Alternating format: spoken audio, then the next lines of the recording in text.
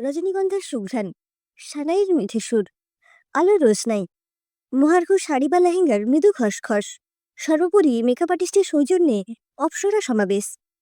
অপরপক্ষও পিছিয়ে নেই, রঙিন ধুতি, শেরওয়ানি, কেউ বা হাল ফ্যাশনের ওয়েস্টার্নে বিপরীত লিঙ্গের দৃষ্টি আকর্ষণের প্রয়াসে তৎপর।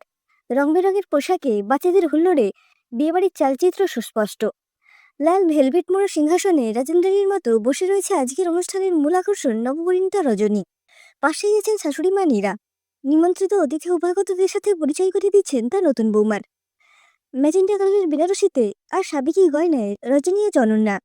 নতুন বইয়ের কেউ প্রশংসা করলেই আপ্লুত হয়ে যাচ্ছেন নীরা। আজ তার পরম আনন্দের দিন।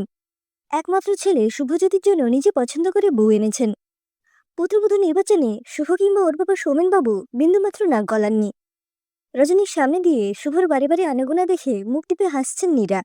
রজনী বা শুভ দুজনেই বিয়েটা রেজিস্ট্রেশনে সীমাবদ্ধ রাখতে চেয়েছিল। নীরা জেদাজেদিতেই ছোট করেই রিসেপশনের আয়োজন। কেবল অতি ঘনিষ্ঠ আত্মীয় স্বজন, বন্ধুবান্ধব আর কয়েকজন প্রতিবেশী। লাল বেনারসিতে তীব্র আপত্তি ছিল রজনীর। নীরা যেন অন্তর্যামী। আশীর্বাদী তত্ত্বে ম্যাজেন্টা কালারের বেনারসি দেখে তাই মনে হয়েছিল বিস্মিত রজনীর। গভীর রাতে জন্মেছিল বলে মা নাম রেখেছিলেন রজনী। ছোটবেলায় মা খাওয়ানো রজনী নীরার মাঝেই মাকে খুঁজে পেয়েছে। মাতৃস্নেহে বেঁধেছেন নীরা ওকে। দেখতে গিয়ে বলেছিলেন, আমি ছেলের বউ নয়, মেয়ে নিতে এসেছি। নীরার বান্ধবী মলিনার দিদির মেয়ে রজনী। ছোটবেলায় দেখেছেন দু একবার মলিনার বাড়িতে। মিষ্টি শান্ত স্বভাবের মেয়েটিকে ভালো লেগেছিল তখনই।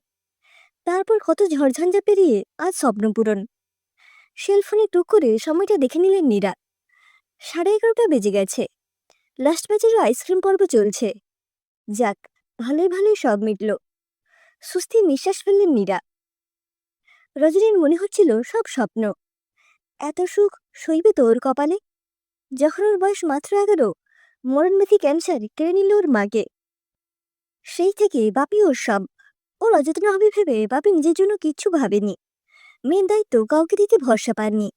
মেয়েকে একাই মানুষ করেছেন। বাপি একমাত্র ছেলে। দাদু ঠাকুমাও পৃথিবী ছেড়েছেন অনেকদিন। আত্মীয় স্বজন বলতে তেমন কেউ ছিল না, একমাত্র ছোট মাসি ছাড়া। মলিনা নিয়মিত খোঁজখবর রাখতেন মা মরা বঞ্চির। রবিবার বা ছুটির দিনগুলোতে হয় মাসির ওখানে বাপ বেটির নেমন্তন্ন থাকতো, নতুবা দুটো স্টেশন পরেই দক্ষিণেশ্বর থেকে টিফিন বাক্স নিয়ে মাসি হাজির হয়ে যেতেন। মাসির একটি ছেলে, পুবলু, ক্লাস 9-এ পড়ে। ভারী মিষ্টি স্বভাবের ছেলে। রজনীর খুব বাধ্য। চিন্তায় ছেদ পড়ে খুড়তুতো ননদ মিত্রার কথায়। কি এত ভাবছো বৌমণি? দাদা ভাইয়ের কথা? সে বেচারা অপেক্ষা করতে করতে কটা সিগারেট পোড়ালো কে জানে। বৌমণি, দাদা ভাইয়ের এই বদভ্যেস ছাড়ানো কিন্তু তোমার দায়িত্ব।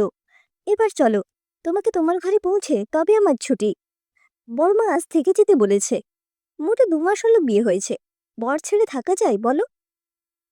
ওর বলার ভঙ্গিতে হেসে ফেলে রজনী। মিত্রা আবার বলে, কাল সকালে চলে আসবো তোমাদের খবর নিতে। রজনীকে ঘরে পৌঁছে বাইরে দিয়ে দরজা বন্ধ করে হাসতে হাসতে চলে যায় মিত্রা। ফুলসজ্জার খাট, রজনীগন্ধা আর রকমারি অর্কিডে সুন্দর করে সাজানো। শুভ ঠোঁটে জ্বলন্ত সিগারেট। মায়াবী ফুলের গন্ধে, নিকোটিনের বিমায়ন গন্ধে গা গুলিয়ে ওঠে রজনীর। ব্যাপারটা অনুমান করেই সিগারেট ফেলে দেয় শুভ। ঘর লাগোয়া বাগানের দিকে জানলা খুলে দেয়। কামিনী ফুলের মিঠে গন্ধ মিশে রজনীগন্ধার সাথে। শুভ এগিয়ে এসে হাত ধরে বসায় ওকে বিছানায়। রজনীর গলাটা শুকিয়ে আসে অজানা আশঙ্কায়। হৃদস্পন্দনের গতি বেড়ে যায়। এই প্রথম পরিপূর্ণ দৃষ্টিতে ও দেখে শুভকে। সুদর্শন, স্মার্ট, ঝকঝকে যুবক মুগ্ধ দৃষ্টিতে অপলকে দেখছে ওকে। সুশোভনের দৃষ্টিতে কখনো মুগ্ধতা দেখেনি রজনী, বরং একরাশ তাচ্ছিল্য আর অবজ্ঞা ছিল। 6 মাসের দাম্পত্যে ভালোবাসা তো দূর, মানবিক সম্পর্কও তৈরি হয়নি। রজনী তখন গ্রাজুয়েশন সদ্য কমপ্লিট করেছে। বাবার কলিগ সুব্রত কাকু সম্বন্ধটা আনলেন। পাত্র সুশোভন সেনগুপ্ত, ইলেকট্রিক্যাল ইঞ্জিনিয়ার, একমাত্র ছেলে, বহুজাতিক কোম্পানিতে উচ্চপদে কর্মরত। লেকটাউনে নিজস্ব 3 তলা বাড়ি। ছেলের বাবা সত্যেন সেনগুপ্ত রিটায়ার্ড সরকারি অফিসার। মা মঞ্জুলা সমাজসেবিকা। নির্ঝঞ্ঝাট ছিমছাম পরিবার, পাল্টি ঘর। বাপি আপত্তি করার কারণ খুঁজে পেলেন না। ছোট মাসি মিশেও সানন্দেই সম্মতি দিলেন। সস্ত্রীক সত্যেনবাবু ওকে দেখে পছন্দ করে গেলেন। এরপর সুশোভন এলো বন্ধুবান্ধব নিয়ে। দেখতে এসে ও সস্তা জটিল রসিকতা ভালো না লাগলেও মেনে নিয়েছিল রজনী। ভুল হয়েছিল সেখানেই। তাড়াহুড়ো করে হয়ে গেল বিয়েটা। বন্ধু বান্ধবী পরিবৃত সুশোভন বিয়ের আসরেই চূড়ান্ত অসফল আচরণ করেছিল। চোখের জল মুছতে মুছতে অলোকবাবু ভাবছিলেন, ভালো করতে গিয়ে মামুনির ক্ষতি করে ফেললাম না তো। তার আশঙ্কা যে অমূলক নয় দ্রুতই প্রমাণ হলো। স্বপ্নভঙ্গের শুরুটা হলো ফুলসজ্জার রাতে। নামি হোটেলের ব্যাংকোয়েট হলে রিসেপশন পার্টি ছিল, হাজারখানেক নিমন্ত্রিত। অনুষ্ঠান মিটতে মিটতে বেশ রাত হয়ে গিয়েছিল। তারপর বাড়ি ফিরে ফ্রেশ হয়ে বাপের বাড়ি থেকে পাঠানো দত্তের লাল বেনারসি ফুলের সাজে সেজে ও তখন অপেক্ষায় সুশোভনের। প্রায় শেষ রাতে ঘরে এলো ও। প্রথমেই বকুনি, এসব জবরজং সেজে আছো কেন, খোলো এসব। হতবাক রজনী ধাতস্থ হওয়ার আগেই আবার ধমক, এত রোগা কেন, বাবা ভালো করে খেতে দিত না, শরীরে তো কিচ্ছু নেই। অশালীন ইঙ্গিত করে বলেছিল সুশোভন। ও বরাবর ছিপছিপে গড়নের, সে কারণে এতদিন সব জায়গায় প্রশংসাই পেয়ে এসেছে। সেই ফিগার নিয়েও চূড়ান্ত অপমানিত হতে হলো। ওর মধ্যবিত্ত পরিবারের সাথে সুশোভনদের স্ট্যাটাসের বৈষম্য নিয়েও বিস্তর কথা শোনালো। কেবল শোনালো না দুটো ভালোবাসার কথা, যার প্রতীক্ষায় ছিল রজনী তৃষিত হৃদয়। সেই শুরু। তারপর কারণে অকারণে ওকে অপদস্থ করা অভ্যেস হয়ে গেল সুশোভনের। শ্বশুর শাশুড়ি নিজেদের নিয়েই ব্যস্ত। ছেলে বউয়ের সমস্যা নিয়ে তারা বিন্দুমাত্র মাথা ঘামাতেন না। 6 মাস ছিল রজনী ও বাড়িতে। অনেক চেষ্টা করেছিল মানিয়ে নিতে, কিন্তু সুশোভনের অবহেলা, নিত্যকার অপমান, অমানবিক ব্যবহার ওকে ক্রমশ ডিপ্রেশনের দিকে ঠেলে দিচ্ছিল। বাচ্চার ইচ্ছেটা হারিয়ে ফেলেছিল ক্রমশ। বিয়ের মতো একটা সিরিয়াস বিষয় কতটা হালকা ভেবে নিয়েছে সুশোভন। মেয়ের পরিস্থিতি দেখে অলোকবাবুকে ফিরিয়ে আনার সিদ্ধান্ত নিলেন। যে খবর আগে নিলে মেয়েটার সর্বনাশ হতো না, সেই খবরগুলোই দায়িত্ব নিয়ে সবাই পরে জানালো। সুশোভনের স্বভাব চরিত্র ভালো নয়। তাছাড়া তার একদা স্টেডি গার্লফ্রেন্ড সম্প্রতি ডিভোর্স করে ইউকে থেকে দেশে ফিরেছে। তাদের ইতিউতি নিয়মিত দেখা যাচ্ছে। এই মতো অবস্থায় রজনীকে তাড়ানো জরুরি হয়েছিল। সেটা আপোষে হয়ে যেতেই ঝামেলামুক্ত হলো সুশোভন। ট্রমা সামলে উঠতে অনেকটা সময় লেগেছিল রজনীর। পুরোপুরি কাটাতে পারেনি এখনো। জানতে না চাইলেও সব খবর কানে আসে। মিউচুয়াল ডিভোর্সের মাসখানেকের মধ্যেই সুশোভন আবার বিয়ে করেছে। নিজেকে গুটিয়ে নিয়েছিল রজনী। বাড়ি থেকে বেরোতো না একেবারেই। বিয়ের আগেই পোস্ট গ্রাজুয়েশনে ভর্তি হয়েছিল, পড়াটাও কন্টিনিউ করলো না। মেয়ের পরিস্থিতি দেখে ভেঙে পড়েছিলেন ভেতরে ভেতরে অলোকবাবু। তার ভুলেই নিরপরাধ মেয়েটির এই পরিণতি। এইসব ভাবনেই কাল হলো। কার্ডিয়াক প্রবলেম বাড়াবাড়ি পর্যায়ে পৌঁছাতে নার্সিংহোমে থেকে আসতে হলো কদিন। এরপর আর রিস্ক নিতে চাইলেন না তিনি। তার কিছু হয়ে গেলে মেয়ের কি হবে। এমন সময় ছোট মাসি এই সম্বন্ধটা নিয়ে এলেন। ছোট মাসির বাড়িতেই রজনীকে দেখে খুব পছন্দ হয়েছে নীরার, তার একমাত্র ছেলে শুভর জন্য। নীরাকে ওর সব ঘটনা খুলে বলেছিলেন মলিনা। ছোট থেকেই চেনে মলিনা শুভকে। তবুও খোঁজখবর নিয়ে নিশ্চিন্ত হয়ে তবে এগিয়েছে। বাপির পরিস্থিতি দেখে রাজি হতে বাধ্য হয়েছে রজনী। ডাক্তারের কড়া নির্দেশ, কোনো রকম উত্তেজনা বাপির পক্ষে ক্ষতিকর। শুভ অপলকে দেখছিল রজনীকে। বেনারসি, চন্দন, ফুলের সাজে অপরূপা লাগছে রজনীকে। এবারে মায়ের পছন্দের উপর ভরসা রেখে ভুল করেনিও। বিয়ের আগে একবারও চাক্ষুষ দেখেনি রজনীকে। ছবিতে দেখেই সম্মতি দিয়েছে। শ্রুতিকে তো নিবিড়ভাবে দেখে জেনে বিয়ে করেছিল। চিনতে পেরেছিল কি? শ্রুতির মতো চোখ ধাঁধানো সুন্দরী রজনী নয়। স্নিগ্ধ সৌন্দর্য রজনীর। মনকে শান্ত করে, আশ্রয় দেয়। শ্রুতি ছিল শুভর ক্লাসমেট। মুম্বাই ওরা একসাথে এমবিএ পড়তো। পড়তে পড়তে ভালো লাগা, কাছে আসা।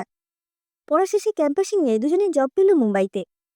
যদিও কোম্পানি আলাদা, কলেজে পড়তে পড়তে মেলামেশা হয়েছে। শরীর নিয়ে কোনো ট্যাবু ছিল না শ্রুতির। জব পাওয়ার পর আরও ডেসপারেট হয়ে গেল। ওরা লিভ ইন শুরু করলো শ্রুতির আগ্রহে, দুজনের বাবা মায়ের অজ্ঞাতে। ব্যাপারটা খুব বেশি দিন গোপন রইল না। জানাজানি হতেই দুই বাড়ি থেকে তুমুল চাপ এলো এবং বিয়ের তোড়জোড় শুরু হলো ওদের সম্মতির অপেক্ষা না করেই। বিয়েতে শুভর আপত্তি না থাকলেও বাসন ছেড়ে শ্রুতি কিছুতেই রাজি হচ্ছিল না বিবাহ বন্ধনে বাঁধা পড়তে। তবুও বিয়েটা হয়ে গেল। বৌভাতে দিনই রুদ্ররূপ দেখালো শ্রুতি। ৫-৫টা বছর কাছাকাছি থেকেও শ্রুতির এই রূপ আগে দেখেনি শুভ। মায়ের আবদার ছিল একমাত্র পুত্রবধূর কাছে হাতে ভাতের সময় শ্রুতি যেন লাল বেনারসি পরে গুরুজনদের পাতে ঘি ভাত দেয়। শ্রুতির তীব্র প্রতিবাদ। ওসব সিঁড়ি ব্যাপারে সে নেই, সে স্বাবলম্বী। ওসব অপমানকর। ভাত কাপড়ের দায়িত্ব কাউকে নিতে হবে না। বুদ্ধিপতী মা, মানিয়ে চলতে জানেন। পরিস্থিতি বুঝে নিজেকে গুটিয়ে নিলেন।